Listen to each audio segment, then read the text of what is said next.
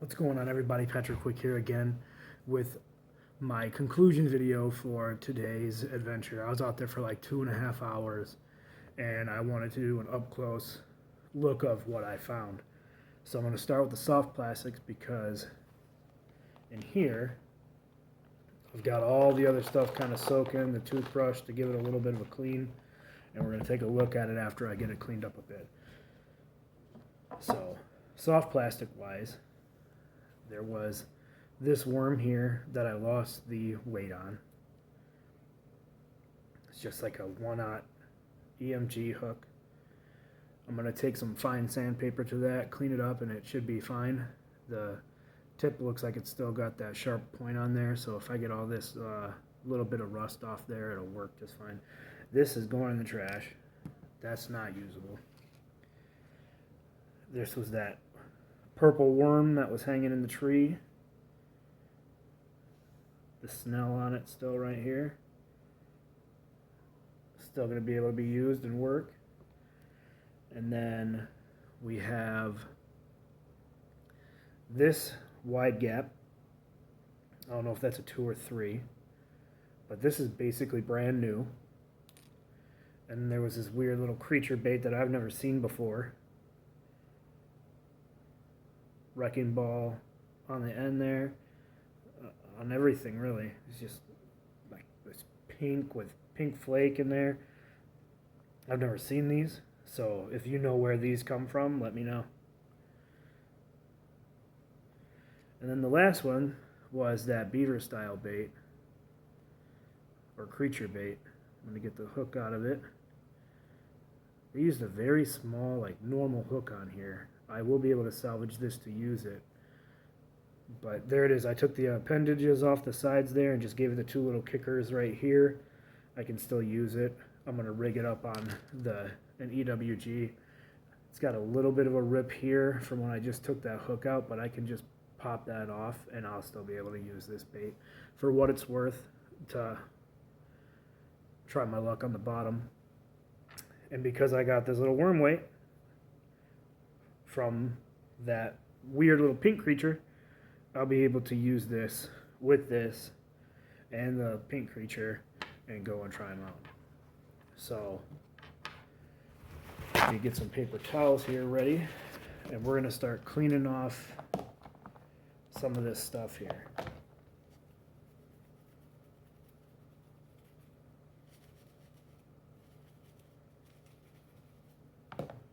Alright, so right here is that fill weighted bobber. It's in good condition. The little O-ring on there, all I had to do was push this back up here, and that weight sits there just fine. It doesn't move around anymore. So that was nice to know that that's still there. That was a good find for a bobber.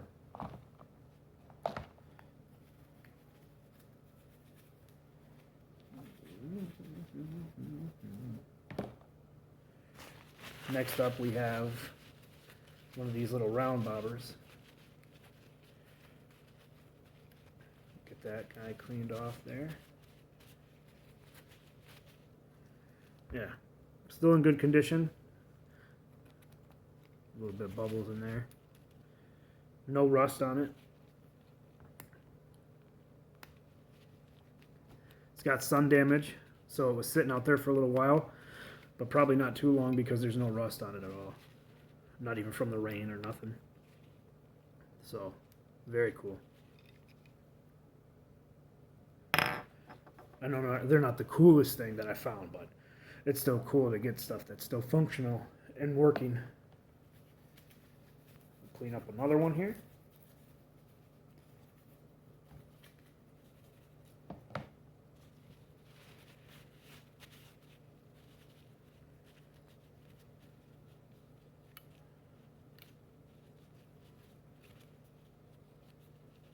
This one's going to need a little bit more cleaning, but I just wanted to give them a little bit of a wipe down and a cleaning before I showed them off. No rust on this one either.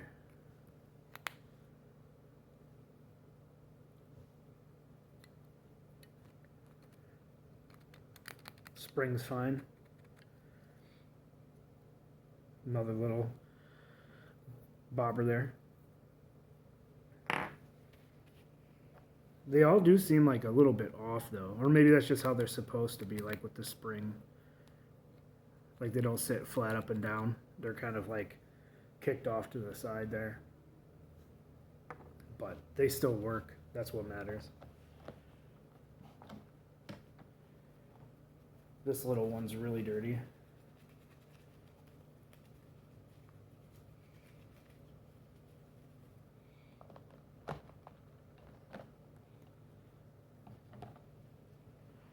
Gotta get my paper towels here.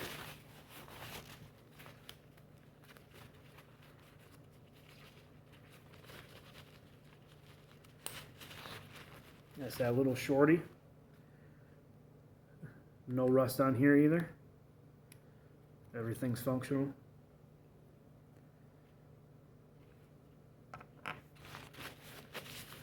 And I think that does it for the bobbers. That fill, those two, and the one. Oh, and while I've got it here too, that rod holder. And then we're going to grab our first bait here and give it a good clean.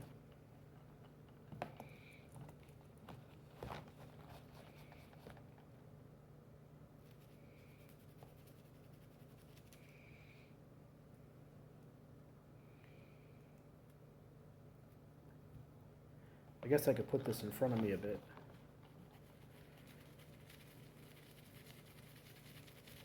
My trusty toothbrush that I use for all of them that I find. Give them their little cleaning.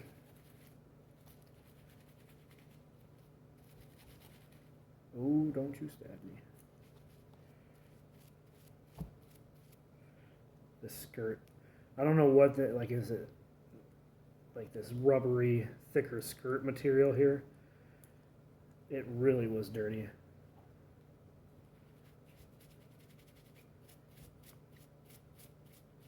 And it still really is dirty. It's hard to get this clean. It might be stained a bit. I'm gonna dunk it in the water. Try not to get stabbed by the other ones in there. And I think that's as good as I'm gonna get it for now. That might just be stains, but I don't want to go too long because I want to get to the other stuff in here too. So we'll give it a quick wipe down.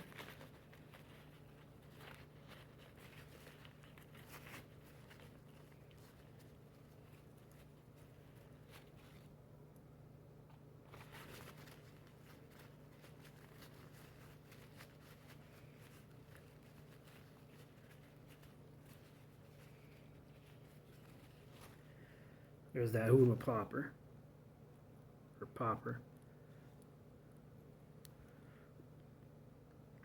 No rust on the little eyelet there, that's good. Doesn't actually look like it has much sun damage either. The yellow on there is still really nice. And the green. The only thing that's kind of like dirty is this skirt. It needs some work, and I'm going to have to clean it up a little bit more. It's still got some of the green algae that's grown on here. These hooks are a little bit rusted, but they're still sharp. So I'm not worried about that. It'll still work. This little bit of rust, I can take some fine sandpaper to, and it'll take care of it just like I'm going to do with the other hook. So I'm going to go ahead and set that one off to the side, and we'll grab another one.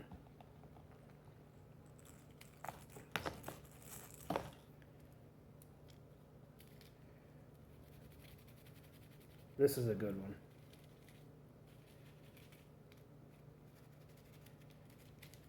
One of my favorite finds.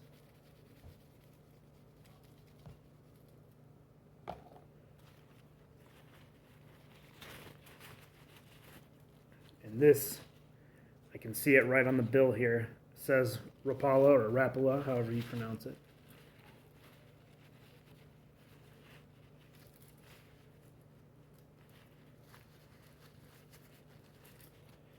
I really like that shimmer it's got to it. I think I might get some orange paint and fix up the bottom here where it's coming off there. I almost think somebody painted it themselves with something. Maybe not because it's coming off, but I can feel where the paint's actually coming off. But if I mask this off and find like a fluorescent orange paint in a spray can at the store, I'm going to go ahead and I'm going to repaint that. It's got a nice knock in there. I'm going to replace the hooks too. And believe it or not, when I was younger, I did a fly fishing seminar class with my grandfather, God rest his soul. And I still have my fly fishing kit. So on some of these that I've found where I've noticed that they were supposed to have like a little feather trailer, I'm actually going to try to tie my own feathers on some trebles and replace them. And I'll show those to you when they get all finished.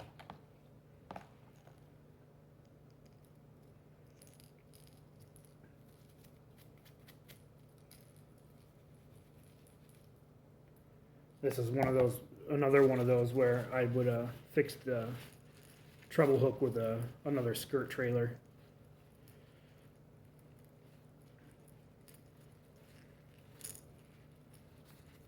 It's going to need a little bit more cleaning up and work on it. Definitely going to have to replace the hooks on it. Wherever this floated from, it's been in there for a while. These are pretty rusted and one of them's bent out. I'm pretty sure this is an Ozark trail. Maybe I'm wrong.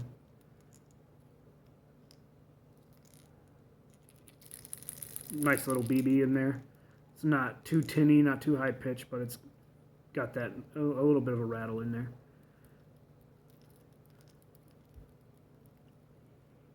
Nice little baby bass looking color. Oh, there is something else in here. That's a soft plastic.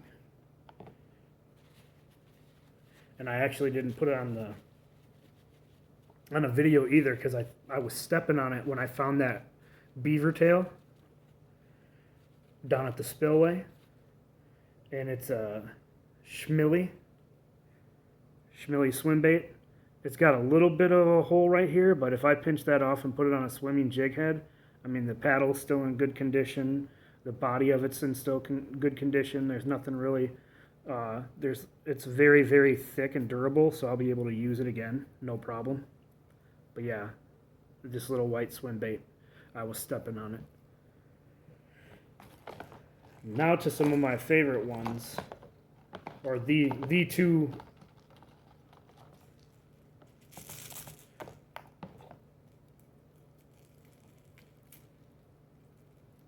We'll call them the twins.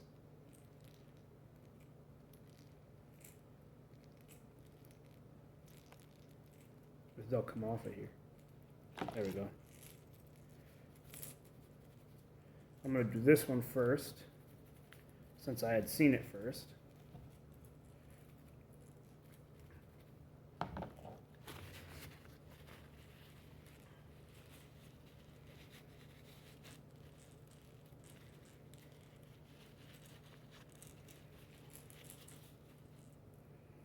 And that's that nice looking crankbait right there, that little square bill, I guess. It's kind of rounded. It's not super square, but it's a square-esque. But yeah,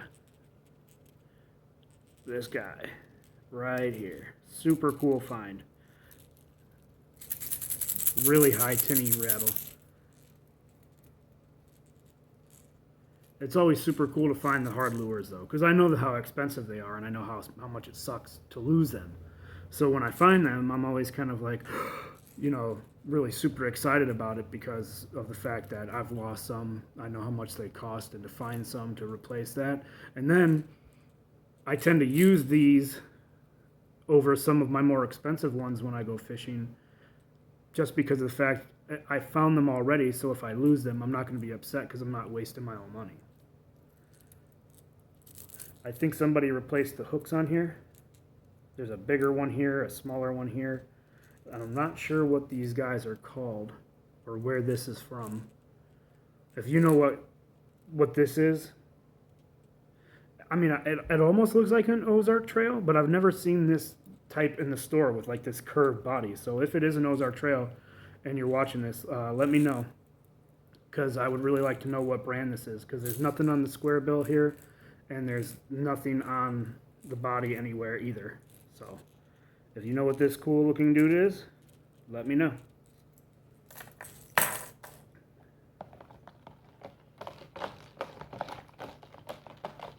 I'm giving this guy a little swirl because he had weeds all over him, just to kind of break some of that up before I grab it. And this guy is super cool too.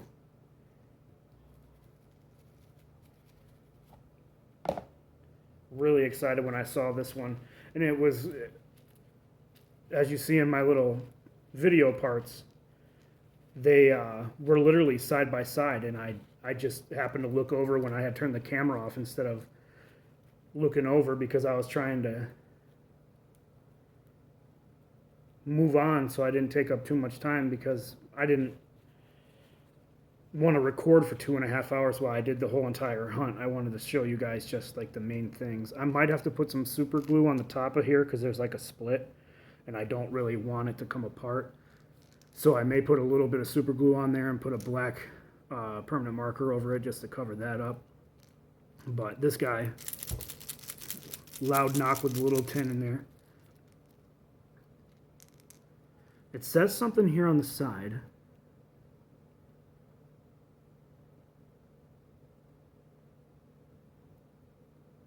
I can't really make it out.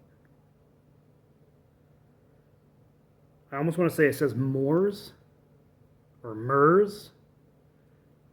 Maybe I'll have to look that up after I finish this video, but if you know what it is, go ahead and leave me a comment, and I'd like to know what this one is. But again, this is another really nice crankbait. The hooks on here aren't that bad. Somebody must have lost this just recently because these are still sharp. It looks like somebody replaced them, you know, cheap eagle claw hooks like I do with mine, just because they're cheap and they work. So it's kind of like a cost-effective way to repair or replace hooks that you might not necessarily be too sure of out of the box.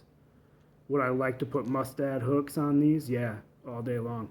I'd love to put mustad hooks on all of them, but I can't always find the sizes and they're expensive.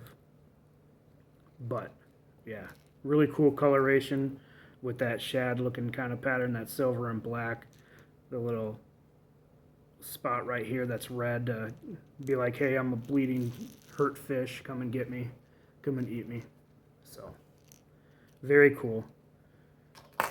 And those were all my finds today.